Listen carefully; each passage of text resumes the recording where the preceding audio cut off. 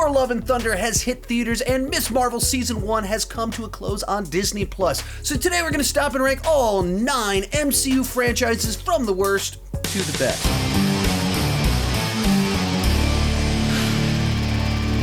Hi, my name is Sean, and I love to talk about movies and TV way too much. With that in mind, go ahead and join me down below in the comment section. Share your ranking of the MCU franchises. My list isn't the right list, it's just my list, and I would love to see yours.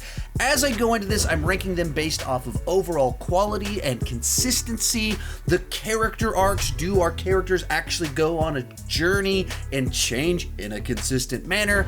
And then what's all my overall excitement for this franchise in the future? Like, maybe they've had some weak spots, but I'm still very excited for what's coming next. With all that said, let's get started. In last place, The Marvels. Now, it's debatable as to whether I should have included this one on the list, as Captain Marvel and Ms. Marvel are two rather different franchises, but they are both being sequeled in The Marvels next year, and it's my list, and I'd rather talk about more things than less things, therefore I decided to include them. I have spoken. When it comes to Captain Marvel, I feel like this is one of the weaker films in the MCU, where they tried to do this kind of Bourne Identity situation with Captain Marvel, where she doesn't really know who she is, and that kind of leads to a situation where she's just responding to the people around her, and her growth and journey is just about her learning how powerful she actually is, but she started off quite powerful. So it's just a movie that's a little bit clunky. It's directed very awkward. Is that like a personal attack or something? And it has some strong points to it, but they mostly don't tie back to our lead character.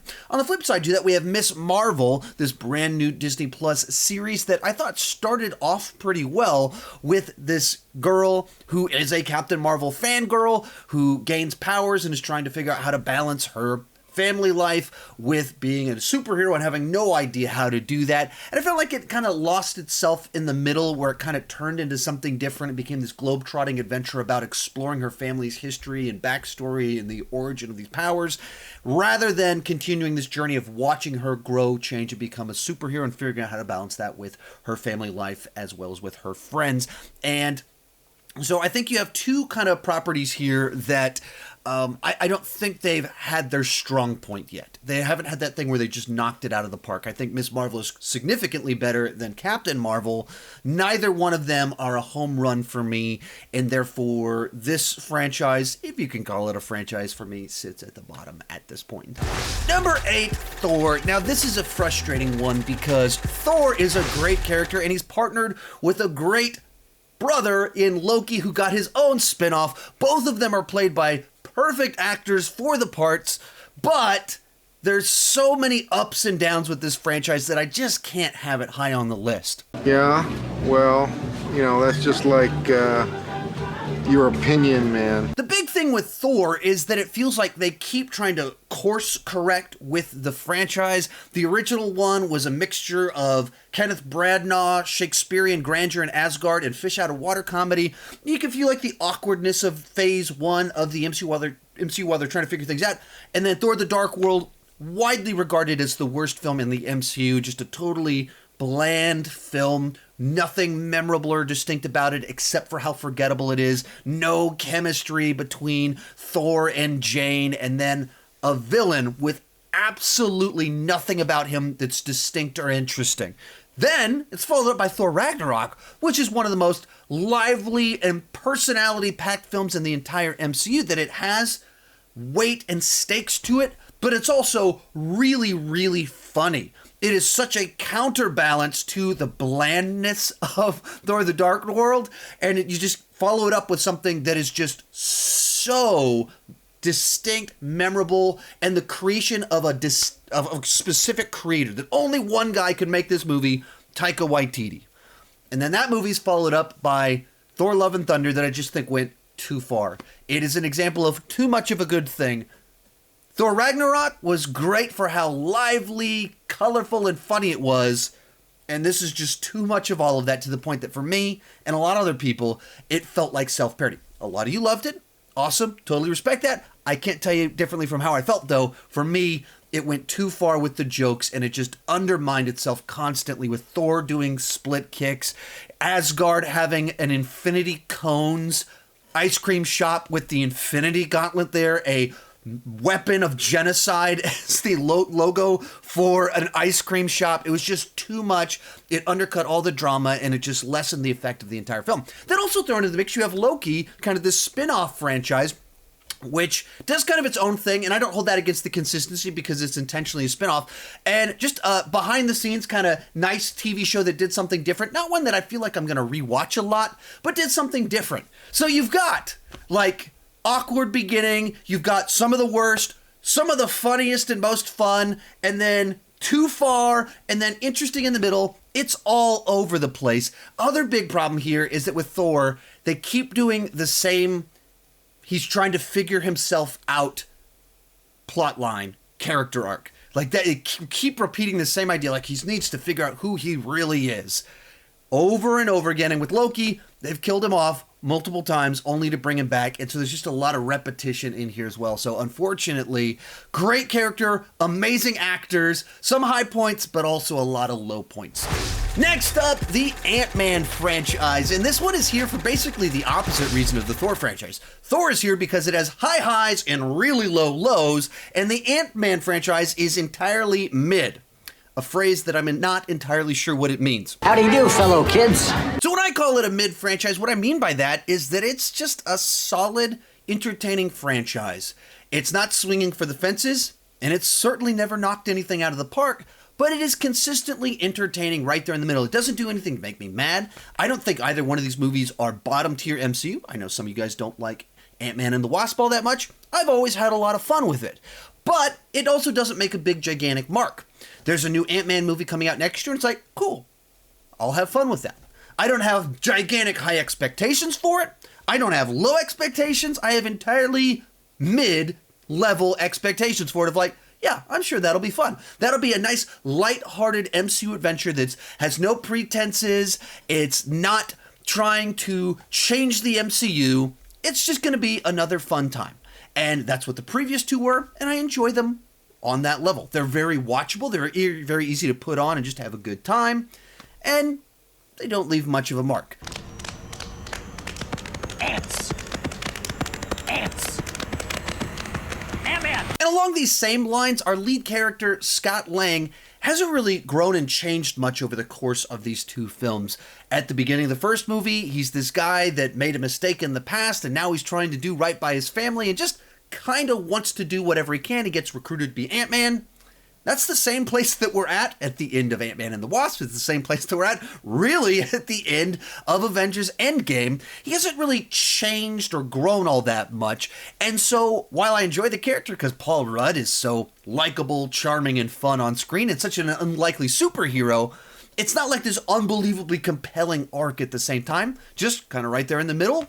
Solidly enjoyable, no big mistakes. No big standout moments either. Number 6, Doctor Strange, and once again, we have a new reason why a franchise is in the bottom half of this list. Like the Ant-Man films, I don't think that either one of the Doctor Strange films are top tier or bottom tier, but unlike the Ant-Man films, which I felt were consistently kind of right there in the middle, the Doctor Strange films themselves have really high points and really low points. With the first Doctor Strange film, the visuals are some of the coolest stuff in the entire MCU, with these Escher drawings brought to life, kaleidoscope reality, just all of these very creative uses of visual effects that are unlike anything we've ever seen before, or like they're like something we've seen before, but cranked up to 11. But on a plot level, it felt like they were mashing this interesting backstory into the MCU origin story template, and we had a pretty bland villain thrown into the mix. When it comes to Doctor Strange in the Multiverse of Madness, on the high point, I loved seeing all the Sam Raimi-isms in this film. I just loved that we got Evil Dead 2 Sam Raimi in the MCU doing an MCU horror film with a character that fits. It makes sense that this character would kind of go in that horror direction. It's got some campiness. It's got some creepiness. Loved all of that stuff. Groovy. And then also dug the Wanda plotline. I thought that all that stuff made sense. A lot of people hated it, but I was not one of them. But then we had... in the first portion of the film, it just felt like generic MCU. And then in the middle of it, when we go into the Multiverse of Madness section, the Multiverse of Madness is so mad because people eat what pizza out of a bowl and they go on green and stop on red. Like, of all the things that you could do with Multiverse of Madness, I'm not thinking that bowl of pizza should fit in the category of Multiverse of Madness. And so there's so much wasted potential here. Clearly, you could feel the meddling, the reshoots, the COVID restrictions causing reshoots, forced cameos. You could feel all the forced stuff in here as well. So there's some awesome things in both of these movies and some stuff that was just very not so great. But overall, when I think of like who's a character that has had like a more compelling arc, Ant-Man or Doctor Strange? Obviously Doctor Strange. She starts out so arrogant. Throughout the course of both films, he turns his arrogance and selfishness into being a hero, and then in the second film, he learns the dangers of his arrogance and that he needs to trust other people and not just think that he's always right. So you get a character arc in there, so I'm going to put him above Ant-Man. Number 5, the Iron Man franchise. And this one's an interesting one for me because when it comes to my ranking of the MCU, I feel like the original Iron Man is top tier, the second Iron Man is bottom tier, and Iron Man 3 is mid-tier, but kind of interesting mid-tier. A lot of you guys think it's bottom tier. I totally disagree with you. I think it's a perfectly well-made movie that happens just be kind of a black sheep of the MCU, just feels a bit out of place. Take the Mandarin twist out of that film, it's a totally fine movie and a solid Iron Man film. A big part of what makes this one work is, at the core of it, you have this journey that Tony Stark is on, where he starts as this narcissist that is selling weapons to the highest bidder at the beginning of the movie, and then he's redeemed by the end of it, but he's still a very broken man who is his own worst enemy. And so you see a lot of that in the second film, which is a clunky movie with a lot of issues, but it does make for a logical continuation of Tony Stark's arc as this guy that he continues to be an arrogant person that makes really bad choices. You see the consequences of that in the second film, and you see him processing through everything that he's been through in Iron Man 3, that he's not wired to be the hero. He's just trying to do the right thing, and it comes at big consequences to him, and you see him really struggling with that in Iron Man 3. So for me, this is one that even as we've kind of moved into phase 4 and gotten more and more films, it's made me kind of appreciate Iron Man 2 and 3 more. Because there's always been MCU films that have been weaker, Iron Man 2 being an early example of that. But as I look back on it, I've always found it to be a very watchable film. For all of its flaws, I've always been like, I could put that one on, and man, I wish this thing was better, but still watchable. And I look at some of the more recent movies I haven't been fond of, and I've been like, I'd be totally fine to not rewatch that one. So it's actually helped the Iron Man franchise move up this list a bit. In fourth place, Guardians of the Galaxy.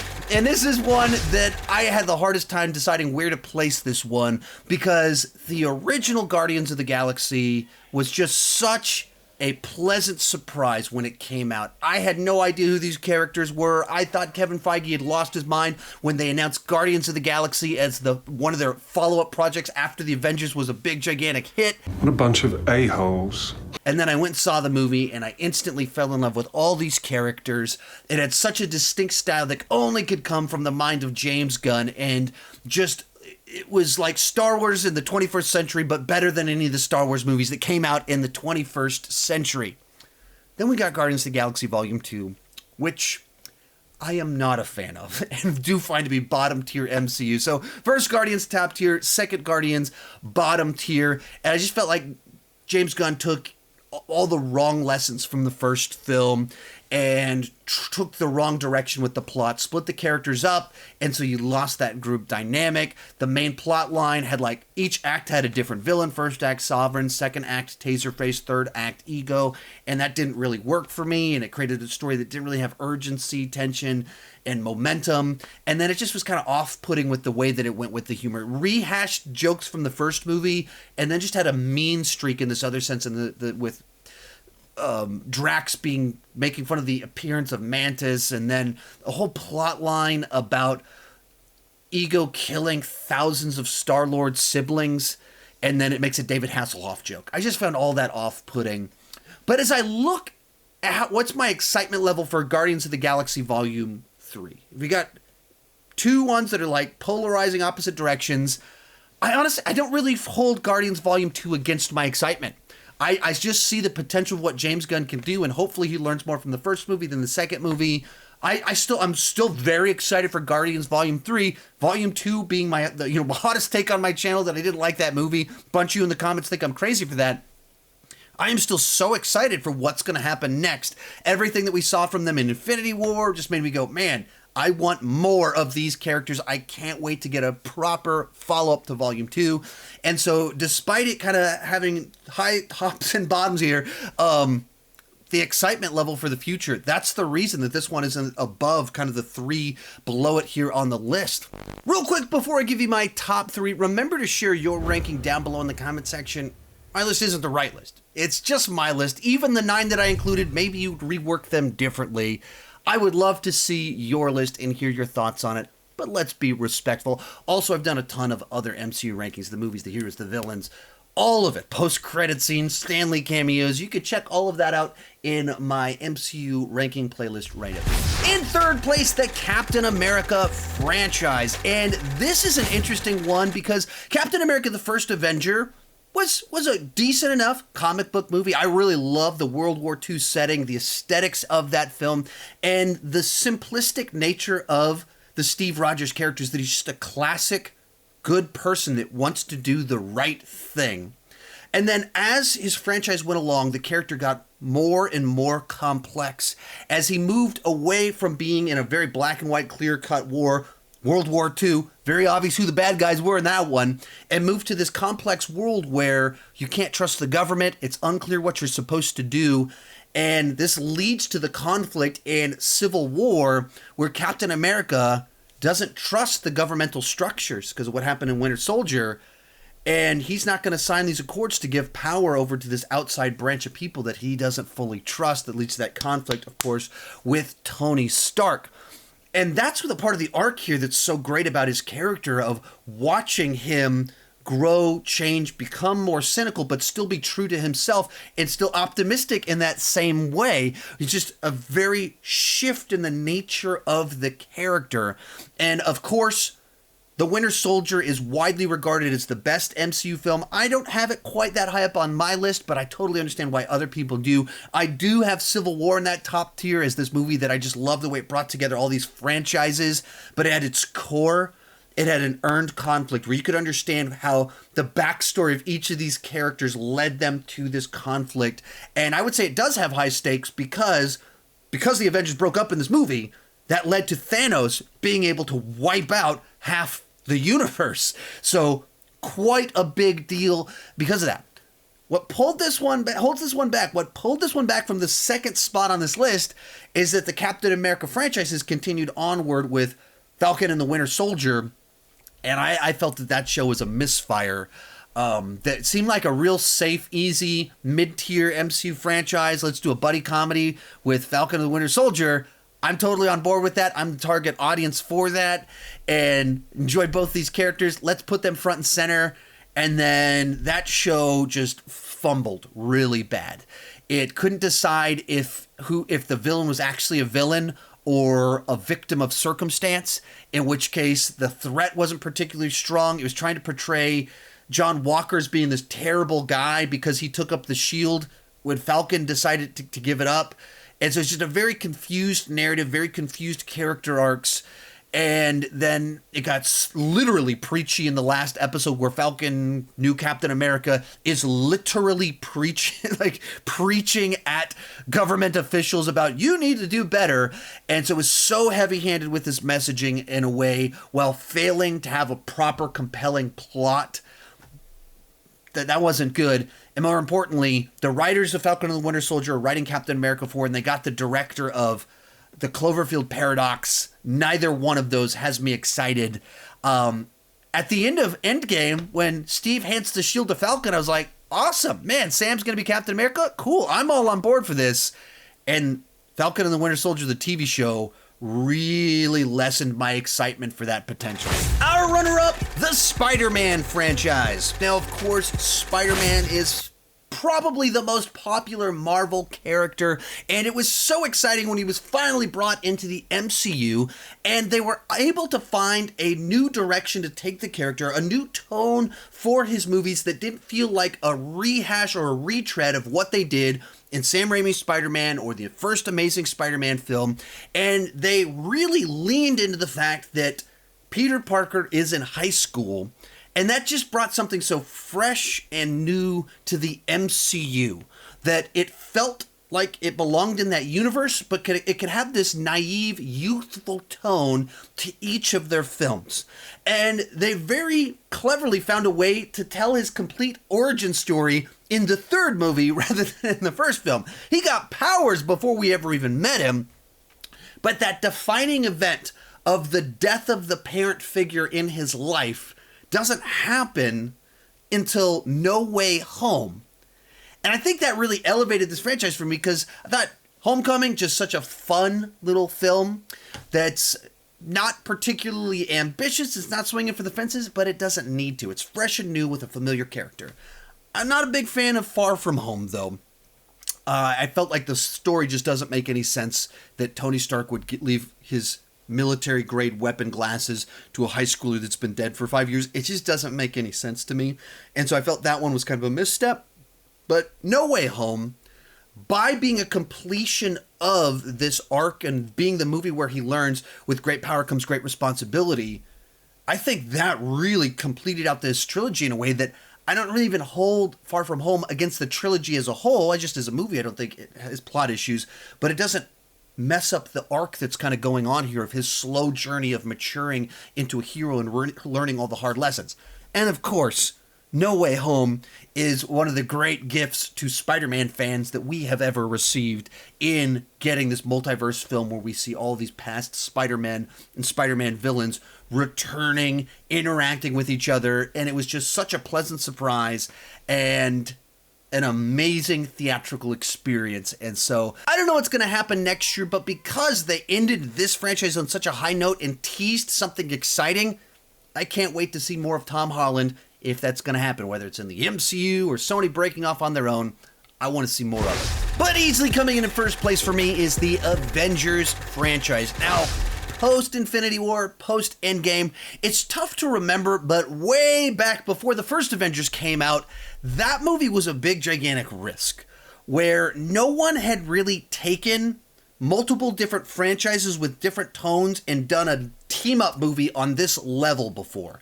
At the time, Joss Whedon was beloved by nerds for the TV work that he'd done, but he didn't have a hit movie under his belt up to that point in time. He did direct the movie Serenity, wasn't a big, gigantic hit, though once again, nerds loved him. So he was a bit of an unproven commodity when it came to directing a blockbuster, and that movie came out, and they pulled it off. It worked. And all of a sudden, for the last 10 years, everybody's been trying to copy what they pulled off with the first Avengers movie. But since then, the Avengers franchise has only gotten better. Now, Age of Ultron, bit of a stumble as a follow-up, but I still think it's a good movie. It's flawed, it's clunky, there's some storytelling issues with it, but the high points in that movie are just as high as the high points in the first Avengers movie.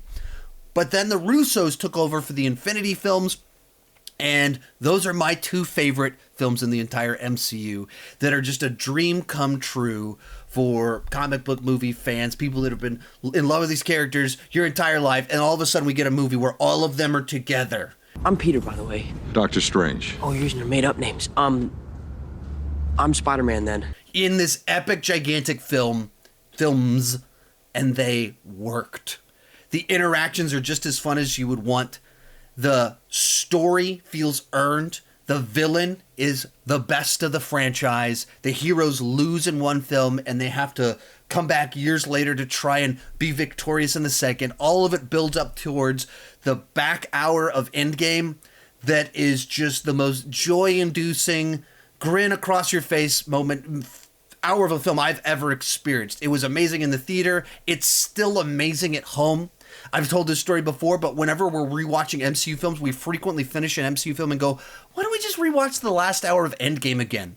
Just a month ago, I was in a hotel and flipping through the channels, and it was halfway through Endgame. I was like, well, looks like I'm watching this for the next hour and a half. Just watched it, despite having seen it so many different times, because it is so joy-inducing, and it lands the ship so well.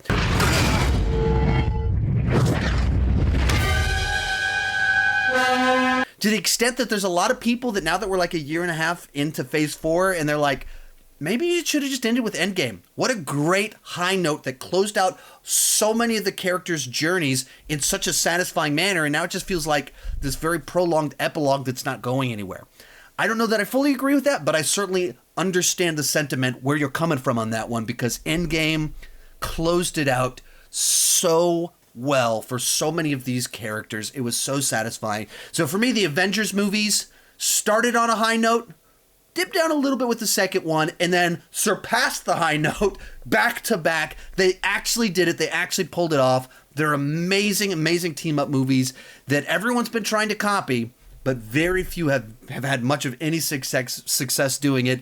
So without question, the Avengers movies come in at number 1. If you enjoyed this ranking, I've got more MCU rankings just like it. You can check them out right over there in that playlist. The movies, the heroes, the villains, post-credit scenes, Stanley cameos, and a bunch of other stuff too. Thank you so much for watching, and keep talking movies too much. Bye-bye.